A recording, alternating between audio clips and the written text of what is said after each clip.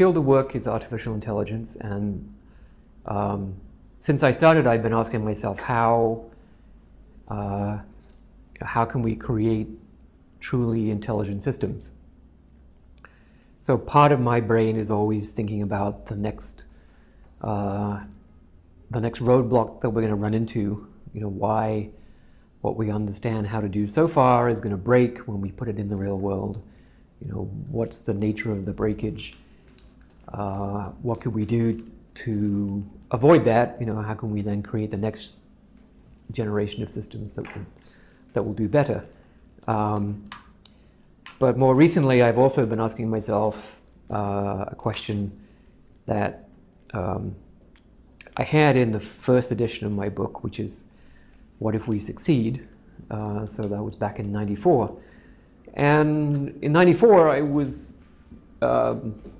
it was a fairly balanced picture that, the benefits for mankind could be enormous, but there were potential drawbacks. Even then it was obvious that success in AI might mean massive unemployment and so on. And then the question of control, right? If you build systems that are smarter than you, it's obvious that there's an issue of control, right? And you only have to imagine that you're a gorilla and then ask, should my ancestors have produced humans? From the gorilla's point of view, that probably wasn't such a great idea. So, but I would say in '94, I didn't have a good understanding of why exactly we would fail to achieve control over AI systems. I mean, people draw analogies, for example, to gorillas and humans, or to humans and superior alien civilization. But those analogies are not exact, because the gorillas didn't really consciously design the humans, and we wouldn't be consciously designing the alien civilization. So I asked myself, what is the nature of the problem, and can we solve it? Because I would like to be able to solve it. The alternative to solving the control problem is to, in some way, either put the brakes on AI or prevent the development of certain types of systems altogether if we don't know how to control them. That I think would be extremely difficult, because there's this huge pressure, right? We all want more intelligent systems. They have huge economic value. This is Lee Sedol. Lee Sedol is one of the world's greatest Go players, and he's having what my friends in Silicon Valley call a holy cow moment. A moment where we realize that AI is actually progressing a lot faster than we expected. So humans have lost on the Go board. What about the real world? Well, the real world is much bigger, much more complicated than the Go board. It's a lot less visible, but it's still a decision problem. And if we think about some of the technologies that are coming down the pike, so Noriko mentioned that reading is not yet happening in machines, at least with understanding, but that will happen. And when that happens, very soon afterwards, machines will have read everything that the human race has ever written.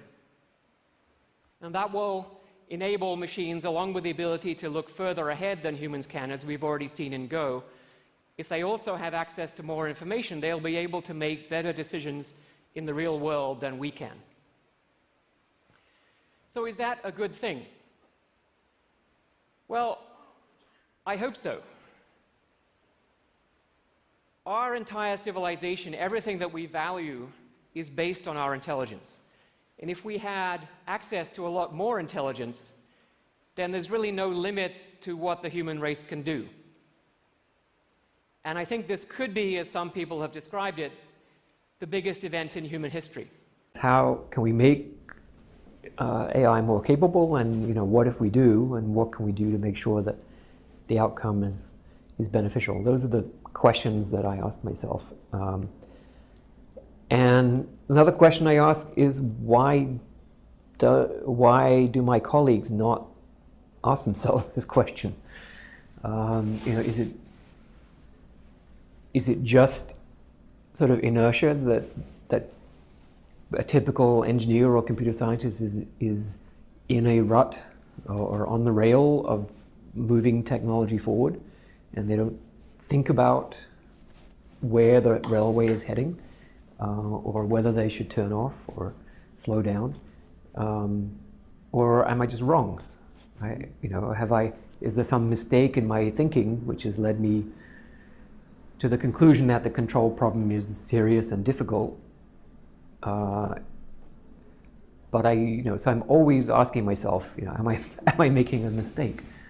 And I go through the arguments that that people make for not paying any attention to this issue. And to me, none of the arguments hold water, and they fail in such straightforward ways that it seems to me that the arguments are coming from a defensive reaction, not from taking the question seriously and thinking hard about it, but not wanting to consider it at all, because obviously it's a threat. If you're, and I think we can look back at the history of nuclear physics, where very famous nuclear physicists were simply in denial about the possibility that nuclear physics could lead to nuclear weapons. I mean, it's the idea of a nuclear weapon was around since at least 1912, I think, was when H.G. Wells wrote The Shape of Things to Come, which included what he called atomic bombs. He didn't quite get the physics right. He imagined bombs that would explode for weeks on end, so they would liberate an enormous amount of energy, but not all at once over a long period. So they would lay waste gradually to a whole city. But the principle was there, and there were famous physicists like Soddy who understood the risk and agitated to think about it ahead of time. But then there were other physicists like Rutherford who simply denied that it was possible, that this could ever happen. And he denied it was possible up until the night before Szilard invented the nuclear chain reaction. So, the official establishment physics position was it could never happen, and it went from never to 16 hours. And I don't think the same thing could happen with AI, because I think we need more than one breakthrough. I mean, even arguably Szilard's breakthrough, that figuring out that you could make a chain reaction with neutrons, which did not get repelled from the nucleus in the same way that protons do. That was the key breakthrough, but it still took a few more years, but not very many, 5 to 6 years, before a chain reaction was actually demonstrated. 5 to 6 years is an incredibly short time. And if we had 5 or 6 years to the point where there were super intelligent AI systems out there, we wouldn't have a solution for the control problem. And I think we might see negative consequences. If we were lucky, they would be contained. And that would be an object lesson in why not to do it.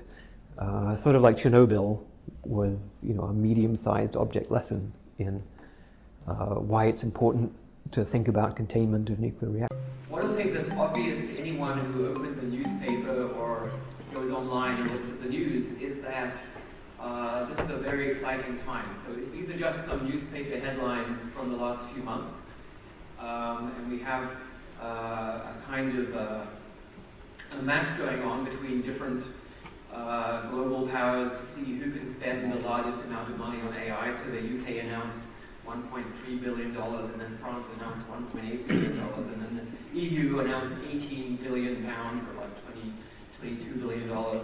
And then China, of course, as we know, has something in the order of 150 or 500 billion or whatever, and the US is trying to build a wall. So it seems reasonable, and as Max pointed out, we don't have to assume that we will necessarily achieve superintelligence within any fixed period of time, but it seems reasonable to act on the assumption that that's a feasible outcome. It doesn't matter really whether it's a 5% chance or an 80% chance with any particular timescale. But it seems, I mean, the converse of this is that we guarantee that AI will fail.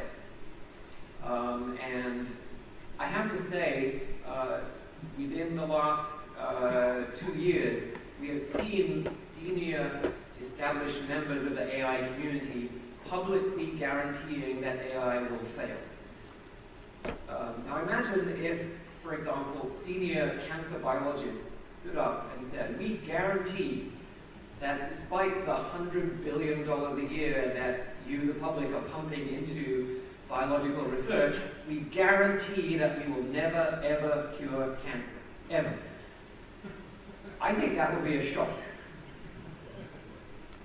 But seriously, that's what's happening in the AI community. And this is a kind of denialism that we have never seen before. And I think we should just take that denialism as a sign of insecurity, that they are worried that in fact we might succeed and they haven't thought about the consequences.